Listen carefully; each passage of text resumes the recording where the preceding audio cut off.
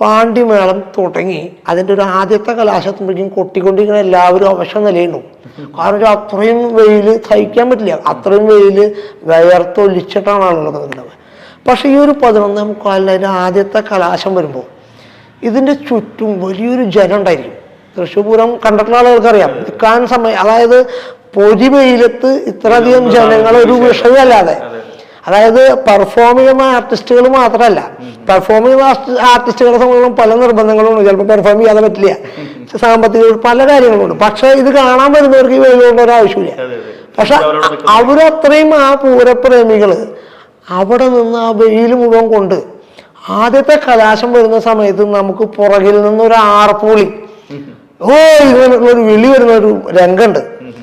ആ രംഗത്തില് നമ്മൾ കൊട്ടിക്കൊണ്ടിരിക്കുന്ന ആളുടെ നമ്മുടെ കാലിൻ്റെ അടിയിൽ നിന്ന് ഇങ്ങനെ ഒരു തരിപ്പ് കയറി. അതായത്